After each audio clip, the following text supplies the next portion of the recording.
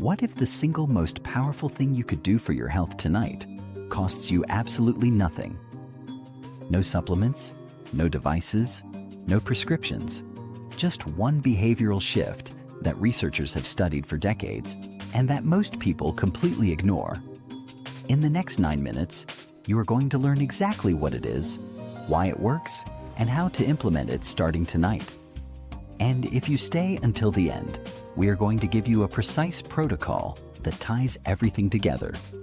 But first, we need to talk about what is actually happening inside your body every night you sleep poorly, because most people have no idea how serious this really is. A single night of sleeping less than 6 hours reduces the activity of your immune cells by up to 70%. One night.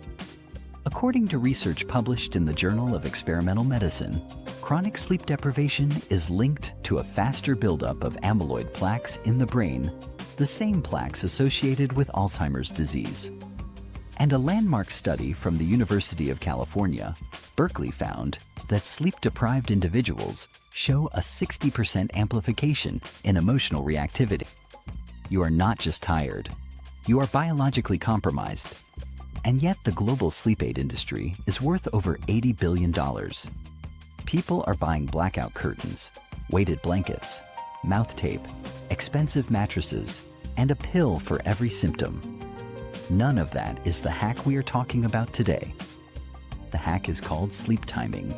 Specifically, it is the practice of anchoring your wake time every single day, including weekends, to the same fixed point. That is it. But the science behind why this works will completely change how you think about sleep forever. Let us start with your circadian rhythm, because this is the foundation of everything. Your body runs on a roughly 24-hour internal clock, controlled by a tiny region of the brain called the suprachiasmatic nucleus, or SCN. This clock does not just govern when you feel sleepy. It coordinates the release of over 100 different hormones, including cortisol, insulin, melatonin, growth hormone, and leptin. Every single organ in your body, your heart, your liver, your gut, your immune system, has its own peripheral clock that syncs to the master clock in your brain. When your sleep timing is consistent, these clocks run in tight synchrony. Cortisol peaks about 30 minutes after you wake, giving you alertness and energy. Melatonin rises precisely 14 to 16 hours later, making you naturally sleepy. Growth hormone floods your system during the first deep sleep cycle of the night, repairing tissue and consolidating memory. The entire biological orchestra plays on schedule. But here is what happens when you shift your sleep and wake times by even 90 minutes on weekends, which most people do without thinking twice. Researchers at the University of Munich coined a term for this phenomenon. They called it social jet lag. And in a study of over 65,000 participants, they found that for every hour of social jet lag, a person experienced the risk of being overweight increased by 33%. Cardiovascular disease risk went up. Mood disorders increased. Cognitive performance dropped. All from a 90-minute shift in sleep timing, 2 days a week. Think about what that means. You are not flying across time zones. You are simply sleeping in on Saturday, and your body responds as if you landed in a different country. Now here is the pattern interrupt, because this next part is something almost no one talks about. The reason timing matters more than duration, at least in the short term, is a mechanism called sleep pressure, technically known as adenosine accumulation. Every hour you are awake, a molecule called adenosine builds up in your brain. It is essentially a biological record of wakefulness. The longer you stay awake, the more adenosine accumulates and the stronger your drive to sleep becomes. When you finally sleep, adenosine clears. That clearance is what makes you feel refreshed. Now, caffeine, incidentally, does not reduce adenosine. It simply blocks the receptors that detect it. The adenosine is still there, waiting. That is why, when caffeine wears off, the crash can feel so sudden and severe. Here is why this matters for timing. When you wake up at the same time every day, your sleep pressure begins accumulating from the same fixed point. Your body learns exactly when to expect sleep, begins releasing melatonin at a predictable time, and orchestrates the full hormonal cascade on schedule. When you vary your wake time, even by an hour, you reset the accumulation clock, dysregulate melatonin timing, and fragment the architecture of your sleep, even if the total hours look the same on paper. 8 hours of fragmented or mistimed sleep is not the same as 8 hours of well-timed sleep. The research is unambiguous on this. Let us go deeper into the architecture, because this is where the real value lives. Sleep is not uniform. It cycles through distinct stages roughly every 90 minutes. Stage 1 is light sleep, a transition state. Stage 2 is where you spend the most time, characterized by sleep spindles that play a critical role in motor memory consolidation. Stages 3 and 4 are deep slow-wave sleep, and this is where physical restoration happens. Human growth hormone is released. Cellular repair occurs. Metabolic waste, including that amyloid protein mentioned earlier, is flushed from the brain through the glymphatic system, a drainage network that is 60% more active during sleep than during wakefulness. The final stage is REM sleep, rapid eye movement, where emotional processing and memory integration happen. Dreams are most vivid here. Neural connections are pruned and strengthened. Creativity and problem-solving capacity are rebuilt for the next day. Here is the critical insight. Deep, slow-wave sleep is concentrated in the first half of the night. REM sleep is concentrated in the second half. If you go to bed late or wake up early, you disproportionately cut into one of these phases. Go to bed 2 hours late, and you may not lose 2 hours of sleep proportionally. You may lose the majority of your slow-wave deep sleep. Wake up 2 hours early, and you strip away most of your REM. The timing of your sleep window determines which architecture you get, not just how long you sleep. This is why someone who sleeps from 2 a.m. to 10 a.m., 8 hours total, can still feel mentally foggy, emotionally dysregulated, and physically depleted. Their slow-wave sleep was compressed. Their circadian biology was misaligned with natural light exposure. Their cortisol failed to peak appropriately in the morning because their brain did not receive the light signal it needed. Let us talk about light, because this is the mechanism that makes the $0 hack work even better. Your suprachiasmatic nucleus, your master clock, is reset every single morning by light, specifically by short-wavelength blue light that hits the specialized photoreceptive cells in your retina called intrinsically photosensitive retinal ganglion cells. These cells send a signal directly to the SCN. It is morning. The day has begun. Start the clock. When you get bright light exposure within the first 30 to 60 minutes of waking up, preferably outdoor sunlight, you fire a powerful anchor signal into your circadian system. Your cortisol surge is properly timed.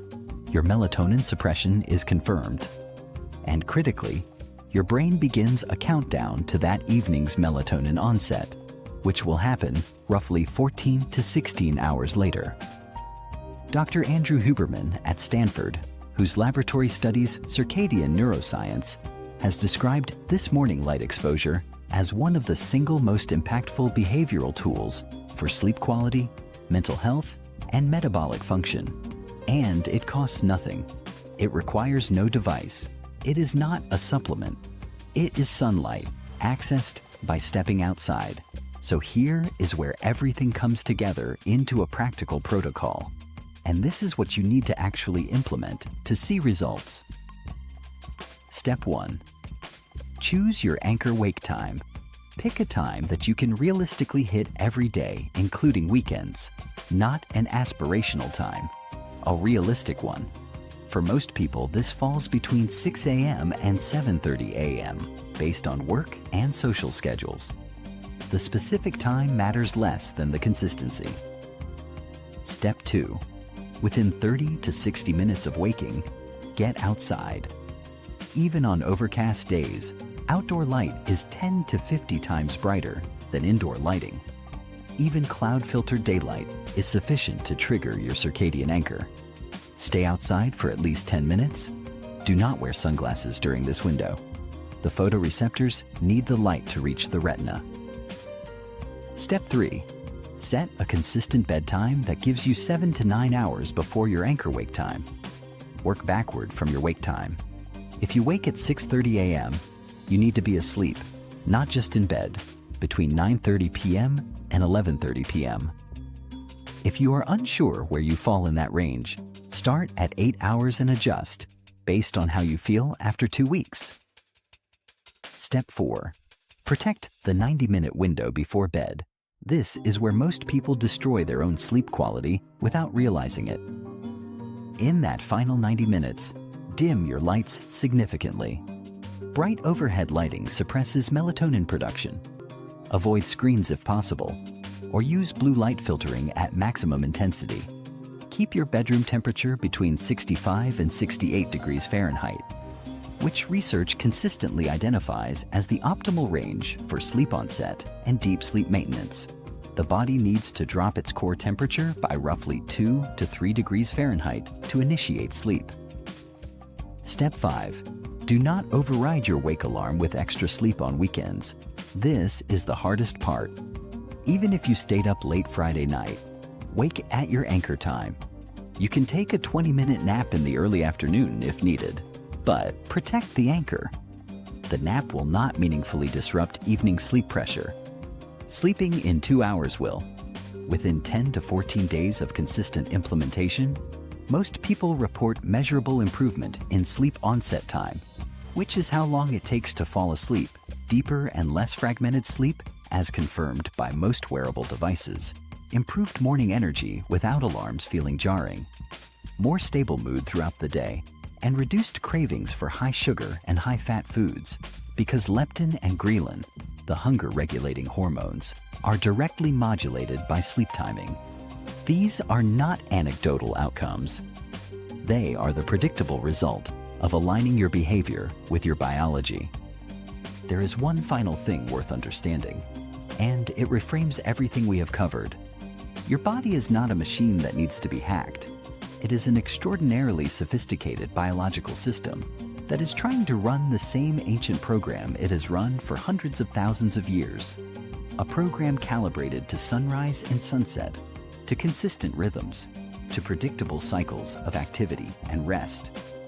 Every modern disruption, artificial light at night, variable sleep schedules, alarm overrides, late-night screens, is a form of noise that interferes with a signal your body is desperately trying to receive.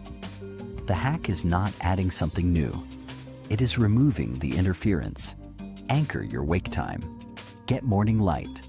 Go to bed consistently. Keep your room cool and dark. That is the protocol. It costs nothing.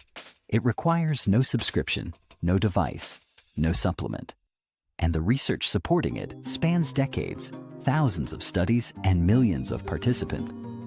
The question is whether you will treat it with the seriousness it deserves, or whether you will keep looking for something more complicated, more expensive, and ultimately less effective. If this changed how you think about sleep, share it with someone who stays up too late on weekends and then wonders why Monday feels impossible.